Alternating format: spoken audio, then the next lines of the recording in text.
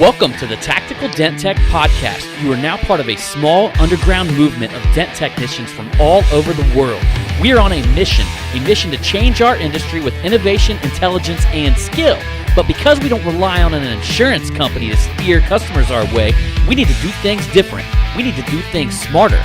We do that through a network of technicians that we call the Tactical Tech Movement. Now let's get this revolution started. Hey, what's up, everybody? John Hiley here with Angela Hiley on the Tactical Dent Tech Podcast.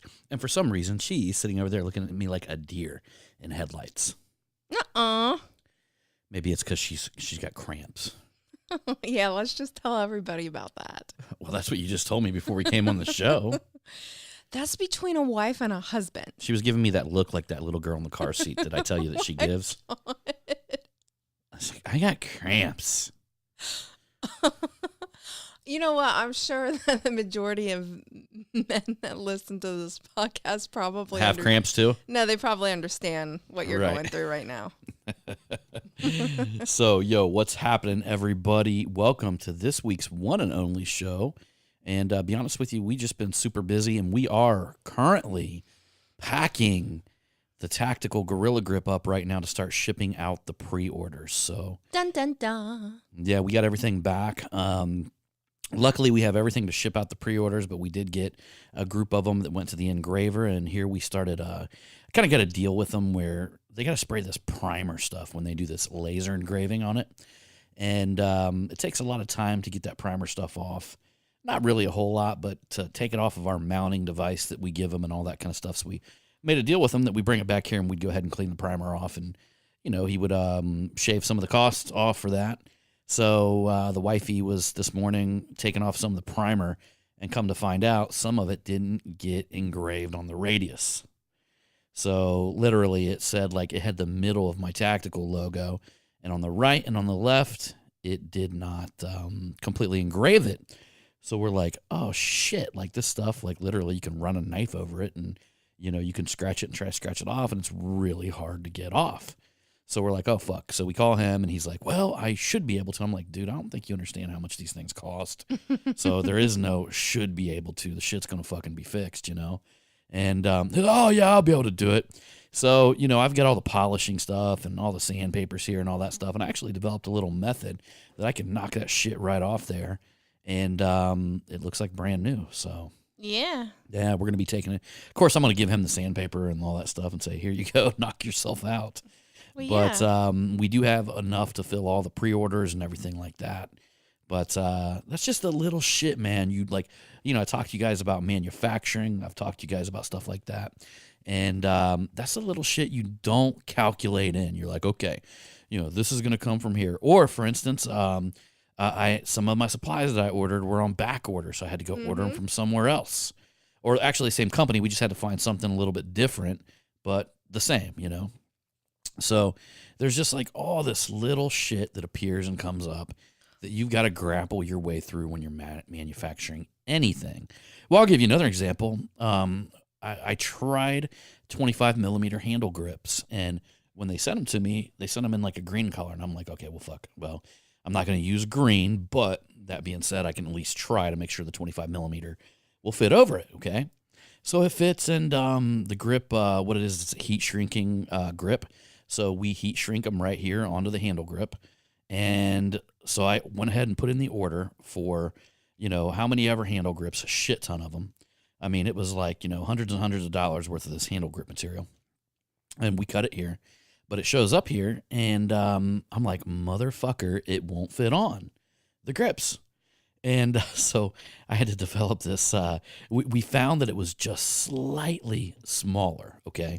So I had to develop this pair of needle nose pliers that I wrapped some stuff around the end of them, and I got my son John coming in here and slightly stretching them so they just barely fit over there. But at least the good thing is that when you go to heat treat them, they bite down really quickly. But again, There you go, man. That's something you didn't calculate. So the 25 millimeter green looked like it was a 1/4 inch fucking bigger than the 25 millimeter black. When you came up with that way of figuring it out. You were like stretching it one way, and then I was doing it, and I stretched it the other way, and it would fit on better. And then what was that comment that you made to me?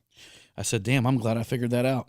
No, you said something like, something if you give it to somebody that's lazy or something of that nature. That was a Henry Ford quote. Henry Ford said, take the laziest person and give them the hardest job because they'll find an easy way to do it. Well, I'm not fucking lazy. And she looks at me, she goes, are you calling me lazy? And I'm like, no. We all know I'm not lazy. That's some good shit, though. That's I'm a good quote, doer. though. Yeah. She's a doer. I am a doer. Can you do it? Yes, I can. Can you? Yes. All right. Good. So, jumping into this podcast here, been interesting where my mind's been over the last week, and I've kind of introduced Miss Angela here to it. She's been on a one-day hiatus by mowing the grass and doing all that shit yesterday. Oh, God. This happens every year when the weather warms up and the grass starts growing like crazy in the spring. And I tell myself every year I'm not going to do this. Well, you know, the grass needs mowed once a week. And I let the grass go more than a week. And I thought, no big deal. Won't be no problem. Front yard, no problem whatsoever. Backyard, that was a different story. I pretty much had a meltdown because I was a turd and waited, and the lawnmower kept cutting out because the grass was too tall and too thick. And I ended up having to rake the whole backyard when I was done mowing the grass. But what people don't realize is how big is our backyard? Yeah, it's pretty fucking big.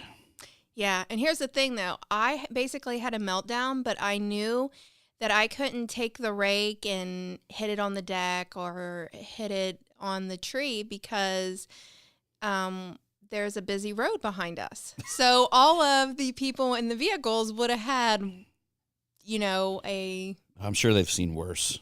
I was not going to do that at all.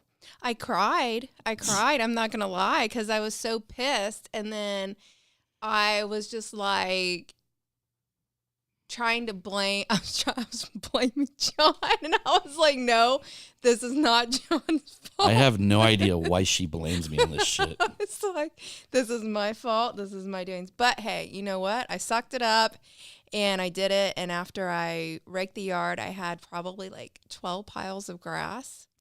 The worst thing is when I call her when she's blaming me on all this shit. And she picks up the phone, and in her mind at that moment, I'm the reason why all this shit happened. But hey, the backyard looked gorgeous though, didn't it? When you came home, you were like, wow, that looks really nice. Yeah, I gave you a pat on the ass for it. John. It looked really nice. So basically, I sucked it up. Nice. So you know what? Like, that just... Suck it up, Buttercup. Exactly. That's what I did. Yeah. I had a meltdown. I cried my eyes out, and then I was like, fuck it. You know what? I can fix this. It's no big deal. And I did. So I let her slack a little bit today, but, you know, we'll get her back to work tomorrow. Oh, my God. I'm dealing with female issues right now, okay? And today is not the best day. Oh, guys. You guys are shaking your head right now like he's in fucking trouble. Well, they probably understand. Oh, yeah, I'm sure that they understand about female issues, huh? Well, yeah, if they're married or, well, they have a girlfriend or, fiance or whatever, they know. They know. I always look at female issues as like the first time I landed on the moon. Oh, my God. I'm very confused. I don't understand any of it. You know what? I think they have this belt that men can actually put on, and it makes you have the same symptoms as what females go through once a month. Oh, yeah, that's awesome. Yeah, all the cramping and stuff like that. Yeah, I'll tell you one thing, though. There's one time that I was constipated, and I knew that was just as bad as giving birth. No. You know, they say, though, no, in all honesty, though, I almost called the ambulance and had them cut my back open. Oh, my God. Do a C-section. Well, why would they cut your back open? To take it out of there. No, it would be in your intestines. So anyhow, Oh my God. they actually say that about them damn, what are them, kidney stones? No, wait a minute. I have to tell the story because this is so funny. So the other day we were in Walmart. We were actually coming out of Walmart, and I was like, "Oh my God, John!" I was like, "Did you fart?" And And I'm he's like, like, "No," and he had his mouth wide I'm open. like, no, that wasn't me, but You're like, "That's I think karma." they had popcorn. No, you're like, I'm like, "That's am I tasting popcorn? No, you're like, "That's karma." I'll be honest with you, it tasted just like somebody walked up and took a shit right in my mouth. No, but tell him that one time we were in Walmart and we were there by the cookies. Oh my God. Well, I don't know what it is the other day, though. You know, I You ended up ate eating a up. kale salad. If you guys ever want to shit your fucking britches off and then, you know, rip ass for the rest of the day, eat a kale salad. I didn't think you were going to like it. You ate the whole thing, and I'm like, oh, So I ate a whole kale salad. And then on top of that, we get these badass cookies. They got the They're gayest vegan. name ever, but they're called vegan bites or something like that. They got a lot But of fiber. They got and a ton of flaxseed. fiber and flaxseed in them, which is all healthy. And it's like the healthiest fucking cookie that tastes good. It's really, really good. In fact, they were on like a Shark Tank. And I want to say one of them, I can't remember who bought into that. Maybe it was Cuban. Yeah, he's Yeah, the maybe one it was that owns Mark the- Cuban that yeah. bought into that. Mhm. And so they even got these, they had these brownie ones, which are dangerous because you'll eat the whole thing. And then you eat the whole thing, you top that on some kale salad, man. I was like literally like blowing up all the time. And we went into Walmart, and it was so hilarious because By the cookies. she was across the other cookies on the other side of the aisle, and I seen her look at me and go, "Oh my God." And the whole section just felt like again, you know. So we ended up making a beeline out of there as an employee girl comes over there to stock stuff. And then She ain't even doing anything. some though. dude walking through the store, he walks right into it. He's like, I hear him from like behind me. He's like, "Shit, motherfucker." He like, "Damn shit." And you know, I don't even think he's seen us over there, so he probably thought it was the girl who was stocking that did that. Oh, yes. And Blowing so I'm ass. known to leave some really bad trails everywhere for people to get hit by. And I got my the revenge, the karma hit me the other day because literally we're walking out. She's like, "Oh my God." I'm like, "That wasn't me." And I'm like, "But, oh God. Like, that's karma. Yeah. Yeah, that definitely doesn't taste like one of mine. No." Woo. So good shit there. Good shit. But, you know, oh God. So we are going to be talking about our dark side today, aren't we? Sure, why not? Well, I guess that could go along with a fart a little bit. It's definitely your mischievous side. I think I'm in pretty good connection with my dark side, actually. Yeah, I would say, yeah, I would agree with you. Yeah. I don't deny it. Okay. And that's really what we're going to be talking about today, because when a lot of people hear somebody say your dark side immediately, you know, because most of us as kids and as children, we were taught that there's two types of people. There's a good person and a bad person, right? Mm-hmm. And then we were taught this is what good people do. This is what bad people do, you know? Yeah. So, you know, for instance, if we ate too many cookies or more than we were supposed to when we were a kid, we would say, no, we didn't do that. Yeah. Because we would deny that at that time, we were selfish. Mm-hmm. Or at that time that we did something that we weren't supposed to do. I mean, and then next thing you know, I mean, as you begin denying that side of yourself, and I'm talking about, you know, you're literally when you're born, you really have no dark side or no light side of you, right? Right. I mean, literally, you just do whatever the fuck you want to do. Yeah. And you're innocent. You're until you're told that some of the shit you're doing is wrong. Yeah. You're innocent, per se, right? So by nature, you're born as who you actually are, okay? Mhm.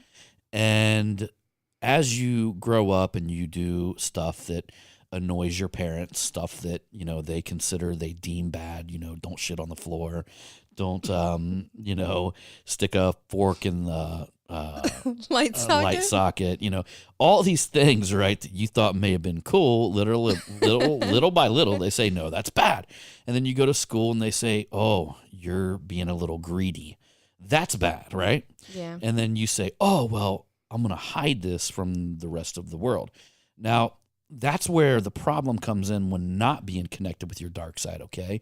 The people that I'm the most fucking leery of, are the ones that push their dark side so far down that they can't even fucking see it, okay? Yeah. Because now you're dealing with somebody who is in denial of their natural, they're in denial of who they really are.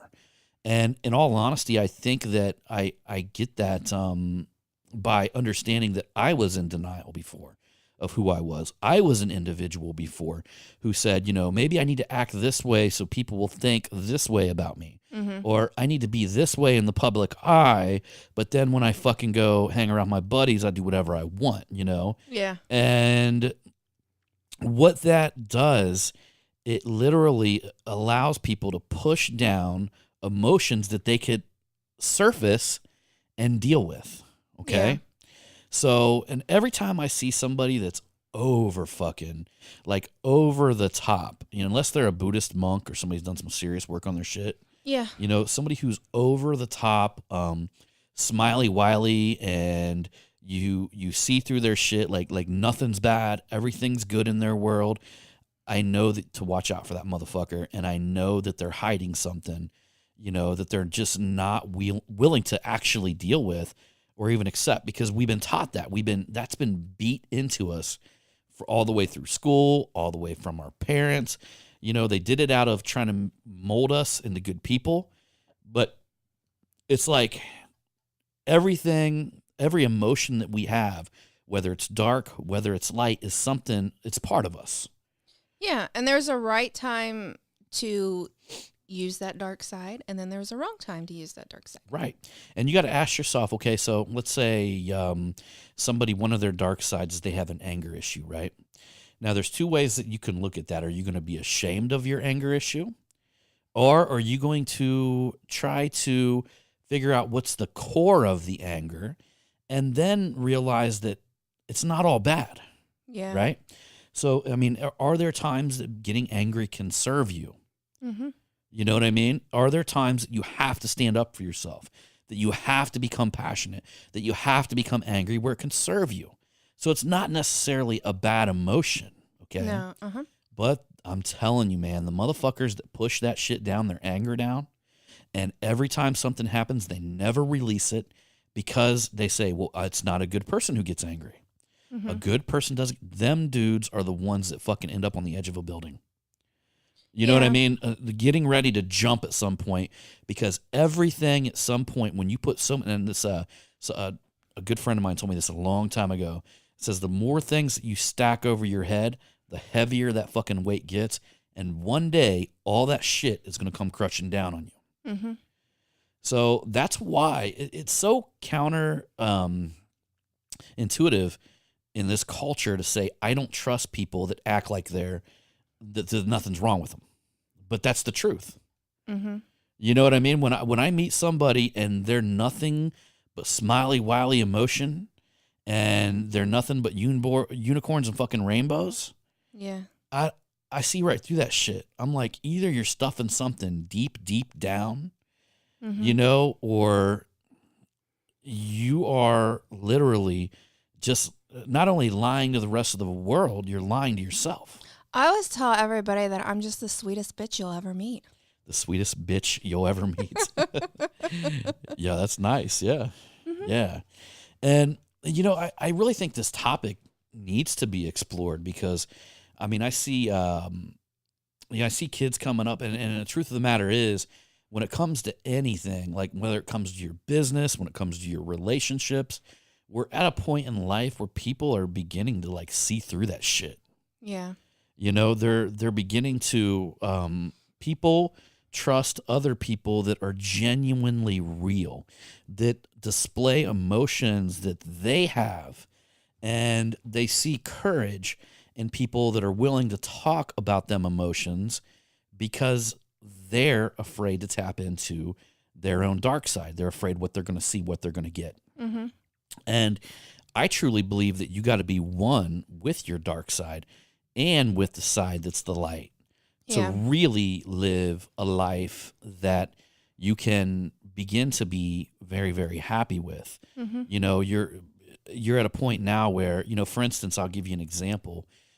So let's just say like your entire light and darkness, okay, like your whole body, your whole life is a castle, right? And every emotion that you feel is in a room, all right? So through that whole castle, like every emotion you feel is a specific room. So you got love, and then you've got hate in a room, okay? And everything has its counter opposite. So you got part in a castle that is giving, and then you got another one that's greedy, okay? Mm-hmm. And you've got all these rooms, right? But throughout your life, like somebody came along and said, you need to close that door of hate, lock it, and never look in there again, because that's what a bad person is. So although I close that emotion off, I've never dealt with why it's there, and I've never accepted why that emotion can actually serve me. Mm-hmm. You know, I mean, in every aspect, there's ways that you can be served, okay? You just got to know how to apply it, all right? So can greed serve you? It can, if you understand the principles of what brings you the money that you want to possess. Mm-hmm. Because truly, the strongest principles to bring money to you are bringing value to the world. Okay? Mm-hmm. So technically, you really don't have to be greedy, but I think we all face that. There's always times that we all want more. You know, we all want to become bigger. We all want to become better. So there's like a driving force there that tells you. Do you think it's all about like how you do it though? It is. It's about how you do it, but it's also like opening up to saying, okay, what's the motivation behind greediness, right? So I believe that there's a force behind there that's good and bad. Yeah. There's the force behind it that says, I want to become bigger. I want to become better. It's what's propelled us through, you know, all of mankind, you know, from a farmer saying, you know, I'm going to start farming and I'm going to start raising animals so these people can go out and specialize in their own service. Mm-hmm. Right. And, he made money, and other people specialize in maybe, you know, creating a cart, building a cart, you know, whatever it is, hunting, you know, whatever it is. That's the very first person. The farmer is the very first person that exiled us from the hunting, gathering mentality or tribe mentality that we had to begin with. Mm-hmm. Because now that there's a farmer, there's excess food here, and we can purchase it with something, but we got to develop a skill inside of us to purchase it. So, you know, you could even say that becoming really, really good at what you do is a form of being a little bit greedy. So what I'm saying is it's not necessarily always a bad emotion. Yeah. So you need to open yourself up to that. How can I harness these emotions in a good way? But if you just take it and you lock it in the cellar and you say, that's bad and this is good, that emotion's still going to be there because you've never really challenged it.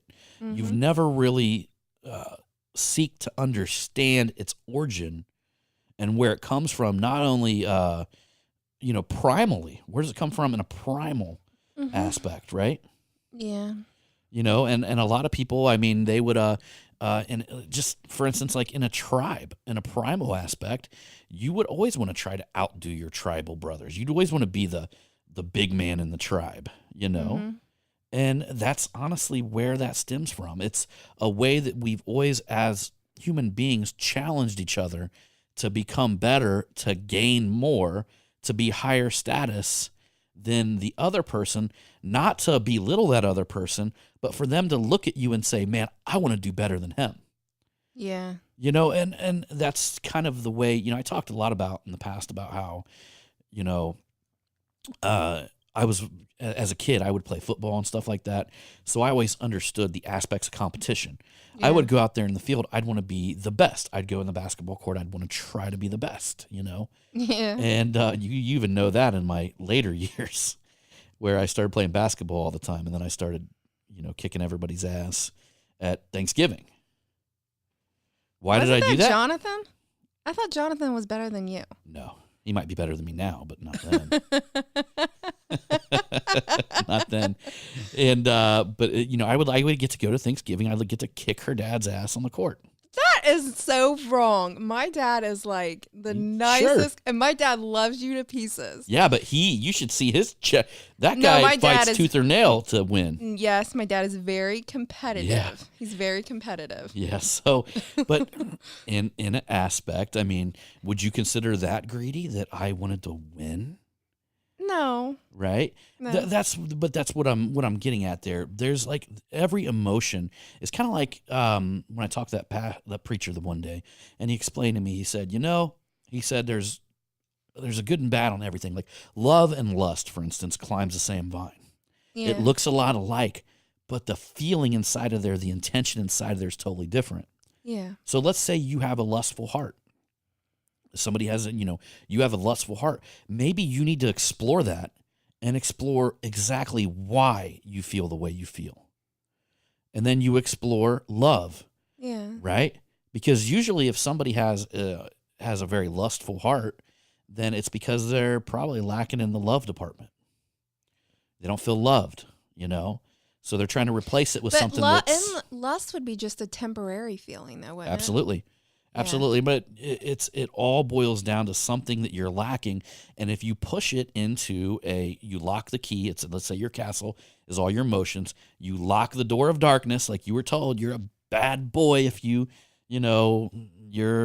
lusty or whatever, you're bad, and you just lock it away and you never deal with it. You're going to be fighting that fucking shit your whole life. And not only that, you're going to feel guilty for a natural emotion. Something that you could have brought to light. Yeah, I would definitely say there's a healthy way of dealing with them. Yeah, dealing with your dark side. And then there's an unhealthy way of dealing with it. I believe that the unhealthy way always comes from repressing it. Because now you've put something somewhere that will be like a fucking volcano. But don't you also think, like, if you don't accept it and don't deal with it and have a good balance, that could cause a lot of like chaos in your life and the relationships that you have with Sure. with other people. Oh, you see it all the time. You see everybody, what I see in the world is most people becoming a victim of their past, Yeah. a victim of, the way their father treated them, a victim of the way their mother treated them, a victim of the way, I know, that's like with my aunt. So my aunt's having like some health issues and she's like in her late 70s or whatever. And she's just got a really negative, pissy attitude and is just like not very considerate or nice to her family members that are actually trying to help her out. And And here I'm she sure- she tries to blame it on because she had such a horrible childhood. And I'm like, damn, woman, you're fucking in your late 70s. You should have like dealt with this a long time ago. And this doesn't validate for you to be treating other people like that. Yeah, and I'm going to give you guys something. I'm going to go as far to say something, and this might be controversial to you guys, but I'm going to explain to you exactly why it is. Any reaction that you're reacting to today that happened in the past is your fault. It's 100% your fault. And I'm going to tell you exactly why that is, okay? Now, let's say you're in traffic, and somebody cuts you off in traffic, right? Mm-hmm. And they get right in front of you and they cut you off, and you get mad at them. You start beeping your horn, you flip them off, and you do all this stuff, right? Whose fault was it? It was your fucking fault because you're the one that decided to react the way that you did. Mm-hmm. That person came into your life and you reacted, but you had a decision to decide on exactly how you were going to react to that. Yeah. You made the decision. That person could have cut you off and you could have just said, you know what? You could have just went ahead and made a right turn and went on your way. Yeah. But it's your fault the moment that you react based on the way somebody else outside of you pokes and prongs you. Yeah. Right? And I understand that's hard. I mean, it's one thing we're gonna react to shit and stuff like that. But the truth of the matter is that once somebody spawns you on, it's your fault because you reacted to it. You had a choice and you had a decision.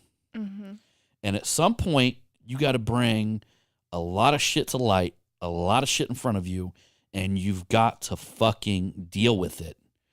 You know, everybody's going to tell you, everybody's going to told you your whole life to be ashamed of these feelings. You know, to be ashamed of, you know, almost anything negative that you feel that you should be ashamed of it. When what you should really be doing is owning it. Yeah. Realizing that it's part of who you are and bringing it to your attention so you can do things to become better and feel better and fix it. Mm-hmm.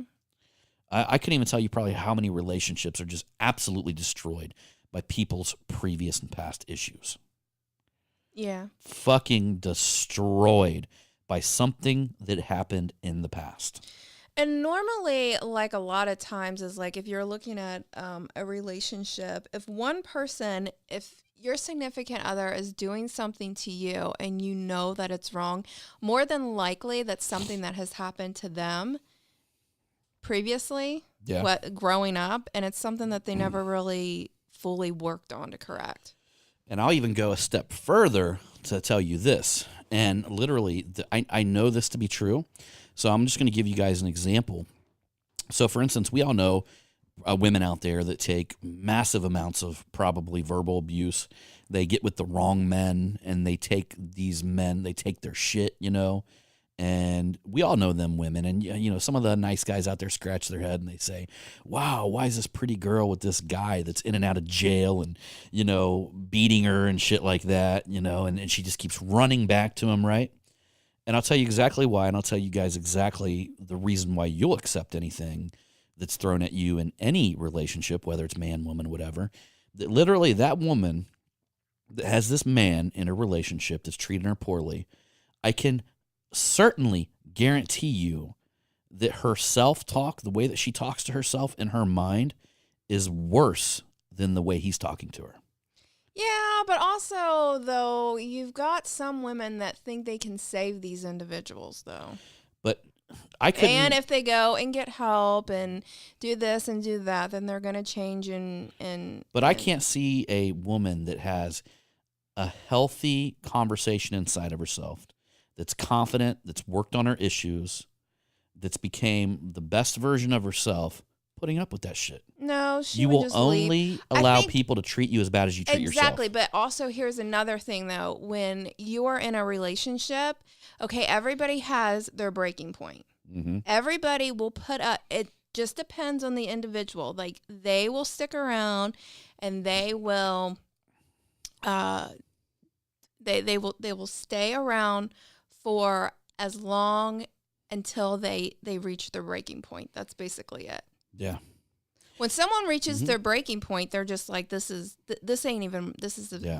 even worth it. I don't really care where we are at financially. I'm just willing to just basically walk away from it. Mm-hmm. You know, another interesting thing is, I'll tell you guys something, and I'll kind of break this down to something that you guys might be dealing with, okay? So I'll tell you guys that I partnered with a guy who, and I really think the guy's a nice guy. I mean, honestly, I really, really do. But the way that he talked to his employees was really interesting. He was always joking, calling them, you know, fag boy and dipshit and, you know, hey, dumbass, you know, and was doing this shit, right, to all of his employees. And it always seemed like really joking in spirit and all this kind of stuff, right? But I'm not the motherfucker that puts up to that. If somebody looks at me in the face and calls me a dumbass, I'm going to stare at them till either they jump out of their fucking skin and start grabbing the side of their neck, or literally just fucking walk out of the room. And that's what happened one day with me and the guy. I was sitting in his office finishing up some paperwork, and he goes, you fucking dumb shit. And I just sat there and I just looked at him. He smiled. He started laughing. I just sat there and looked at him. He started grabbing his neck, started grabbing his collar line. You could tell he was kind of choking up. The next couple words he say were really, you know how when people try to speak, but their words get caught by their own saliva, where they're trying to, like, their heart's pumping and all this kind of shit. That's the last fucking time he ever said that to me. You want to know why? Because I'm not going to be walking around that motherfucker's shop having him call me a dumbass ever. And I don't say that to myself, so there ain't nobody going to fucking say that to me. I'm trying to think who that person was. You probably know. I don't even think you've actually met the guy, to be honest with you. Yeah, but I'm sure you probably told me what it. But that's just an example, right? So I don't walk around all day thinking I'm a dumbass. I don't walk around all day bad-mouthing myself. Now, his employees probably did because they had years of this guy joking around, just talking shit, you know? And literally, he probably created a team of fucking dumbasses. And I could almost guarantee, based on his shop and his reviews and stuff like that, that's exactly what he fucking did. You tell somebody every day they're a fucking dumbass or dipshit, or he's calling the one guy gay boy. You tell people that shit over and over again, you're going to create that stuff around you. You're going to build that around you. So I try to be real careful, you know, and I'm not saying not joking around, but I really do think that people got to watch little jokes. And, you know, I'm going to tell you why, because literally you're going to offend people and they might not even say it. They might laugh with you at the moment and they're secretly going to harbor a grudge with you. And even Napoleon Hill actually said that.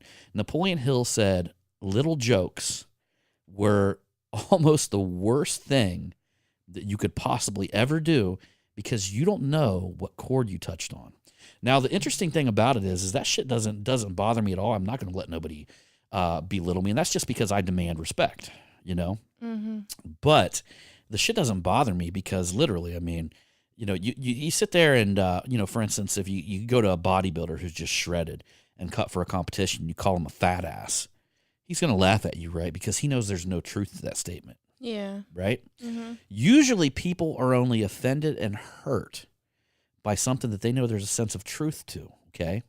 Yeah. So again, that's why little jokes are the killer, right? Yeah. Because a lot of times most people may be that little joke. Yeah. And when they hear it, it'll cut like a dagger in them, Mm-hmm. you know? So, but anyhow. How do you feel when I call you a dork? I don't care about any of that. How does it make you feel? How does it feel when I trapped you in the office after you farted earlier and shot air freshener all over you? You're not supposed to tell people about that, John Hiley. No, you didn't. You didn't like squirt the air freshener on me. I created a wall of air freshener that backed you into a corner. Oh God. And then I held it to my butt and turned around and shot it out at her through my butt. But at least I was considerate and told you to get out of the room. And then what did I do? I laid one on my son, John. Walked right into it. Yeah. Hey, you know, maybe you guys can come work with me, Hale, and eat a couple of my farts. Dear God. That'll be my bonus for the week. That's horrible, John Hiley. Speaking of bonuses, I just want to tell you guys, man, there's a fee for this podcast now. Oh, there is. There's a fee for it. Yep. There is a fee. And the fee is, if you haven't left a review, you better leave a fucking review, man. Mm-hmm. Or get the fuck off here. If you haven't Yep. left a review, stop listening to this podcast. Yep. Yeah, get the fuck out.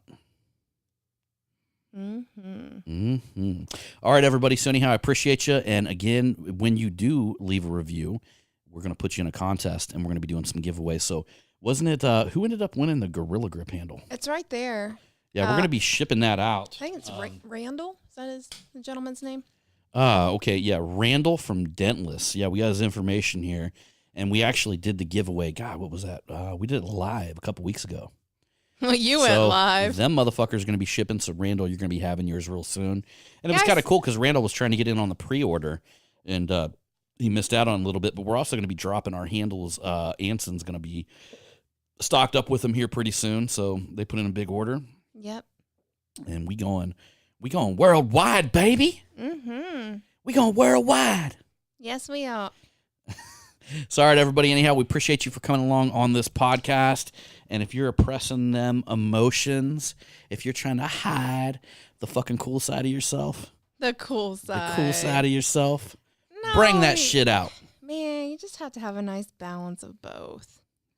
Or else you're going to lose your shit and go off the deep end. Well, yeah, you can't be super bad all the time. No. But just don't push them emotions aside, you know? Yeah. Deal with them. Bring them up. Talk about them. The more you talk about shit like that, I'll give you guys an example. And I know he's probably listening, so I'm not going to talk about who it was, but there was a gentleman who was having problems with his marriage. And apparently I was all drunk at the bar in Texas. We had our mega media event. And he actually just called me this week and told me about it. And I was talking about relationships, and I was talking about how that literally before you try to change somebody else, you change your wife, you better look at your fucking shit and you better, get your shit together and you better make sure you're the best fucking version of yourself. Because number one, you shouldn't be trying to change other people. You know what I mean? You should be working on you so you become the best fucking product, because everybody wants a good product. And that's my advice to anybody. You have marriage problems? No, don't work on your fucking wife. Go work on yourself and quit being a bitch and acting like a girl and fighting back with her and getting down, to that level to where you're piping back and forth all the time and all that kind of stuff. You're being fucking feminine. You know what I mean? You're being fucking gay. Like, stop doing that. Be a fucking man and stand up and say, that's the way you feel. That's fine. But also flowers help, and writing something extremely sweet to your... Nude photos? No, I don't know. John sent me photos of him. John sent me some of these photos. And I was what did I send you? Did I send you some nudies? No. But you had your boxer shorts all the way up. And he was like, because John's got some really nice legs. Like I was downstairs in the bathroom sending them to her, and she's upstairs. Yeah, I'm like upstairs laying in bed relaxing. John tells me he had to go downstairs and take a crap. And next thing you know, I'm getting these text messages. And John's standing in front of the mirror and he's like flexing his legs and taking some pictures and sending them. I mean, John's got some really nice legs, but I'm just like, babe, you don't need to, I don't need those. It gets her going. It gets her going, guys. Occasionally I send them to Mike too, and I say I send Mike messages like that and I say thank me later. Oh my God. No, he does not. Yes, I do. Oh my God. Oh my God. I sent everybody them ones when I was in them tight undies. Oh yeah, and then I stuck a sock down there to make your package look a lot bigger. You're not supposed to tell anybody that. It did look giant too. It looked like a fucking like a damn, like if you put a whole pack of bananas down there, like not like it looked like a. I think it was. I don't even think it was a sock. I think I took an extra pair of boxers and I rolled them like up wadding up a whole pair of boxers. No, and I didn't shoving wad them.